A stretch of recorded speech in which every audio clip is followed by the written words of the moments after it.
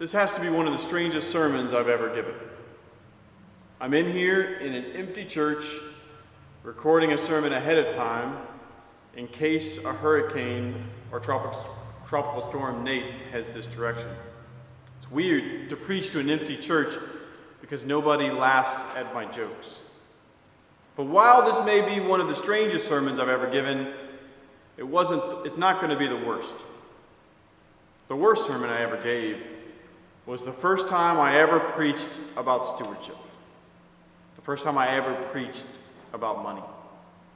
I was the brand new vicar at St. Peter and St. Paul Episcopal Church in Mission, Texas. And it was time for us to do our regular stewardship campaign. And so I stood up and I mumbled some words. And I was so nervous that I sweat through my clothes. And I didn't know what I wanted to say. And I struggled to say even that. And at the end of it, I sat down and I realized I had just given a terrible sermon. So I spent several weeks reflecting on this, wondering why it was that it was so hard for me to talk about money. One of the reasons that it was difficult, I realized, is because it seems selfish to ask people to give. Because when people give to the church, they're actually paying my paycheck.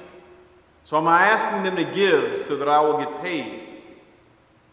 Or am I asking them to give so that the budget will grow? Because that's one of the ways that priests are evaluated. It's one of the things you put on your resume. I took a church that was this size budget and I grew it to a church of that size budget. So am I asking people to give so that it will pad my resume? I had no clear idea of why I wanted people to give. But there was a deeper reason that it was hard for me to preach about stewardship, and that's because I came to the realization that Amy and I were not giving the right amount of money to the church. We weren't giving sacrificially.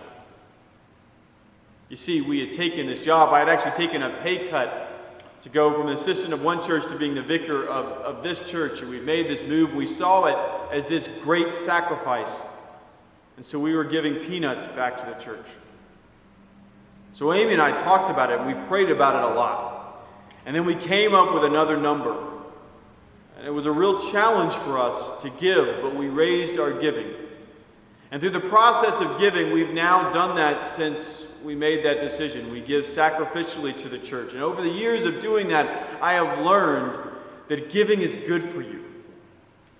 It's a spiritual discipline that changes your heart. It gives you peace. It gives you freedom. It makes you feel better about what you have, because instead of it being mine, you start to realize that everything you have was a gift from God in the first place. Giving gives you this sense of peace and confidence that you're doing the right thing with that which God has given to you. It makes you more generous. It opens your heart. It changes you. So now I can very easily stand up and talk about money.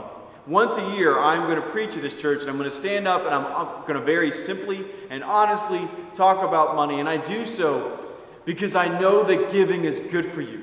And as your priest, as your rector, and as somebody who loves you, I want you to give, not to fill some budget.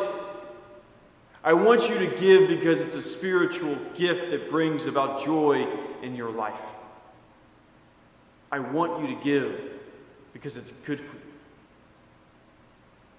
So, if we're going to talk about giving, there's three questions that I like to ask. One is, why is it that we're called to give? Why should Christians give? We're not supposed to give as Christians out of some guilt or to fill the budget. And we're not called to give like we're paying dues to be a part of some club or organization. The Bible makes it clear that we are supposed to give because we are thankful for all that God has given to us. We give out of gratitude. We look at our lives and we look at all that God has given us, and we realize it's all God's to begin with, and we give Him back a portion of that which He has given to us. In the ancient world, they understood that. If you were a farmer and you had a field full of broccoli, and in that field full of broccoli, you had worked really hard to grow that broccoli. At the end of the day, when you brought in the harvest, you would be so grateful because there are so many things about being a farmer that you can't control. You can't make it rain. You can't keep away the pests. You can't keep away disease. So you would pray for your crop, and at the end, when it's all brought in out of gratitude for all this abundance of food, you would take a portion of it, and you would go to the temple, and you would give it back to God, and you would give thanks to God for all that God has given you. And I know that you work hard for that which you have. But yet God has also blessed you so abundantly. He's blessed you with God-given talent. He's given you God-given opportunities. And He's blessed your life in so many numbers of ways. And so the reason that we are called to give is out of gratitude. So the equation is simple. If you are thankful, then you will give. And if you're not thankful, then don't. But call me. Because as your priest, I'd be concerned if you weren't thankful for anything God has given in your life. So the question is, why are we called to give? We are called to give in thanksgiving out of what all that God has given to us. So how are we called to give?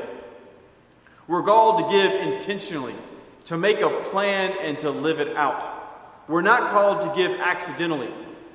We're not called to just give the leftovers.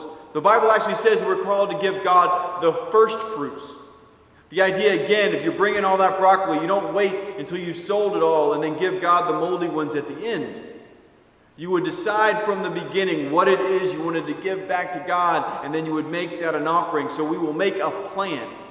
Making a plan makes us disciplined with how we give. And that discipline will make us be formed and transformed by the way we give. So we give intentionally. That's why we do Consecration Sunday here at this church. On October the 15th, when we all gather in this space as a community, and everybody will write their intentions of giving.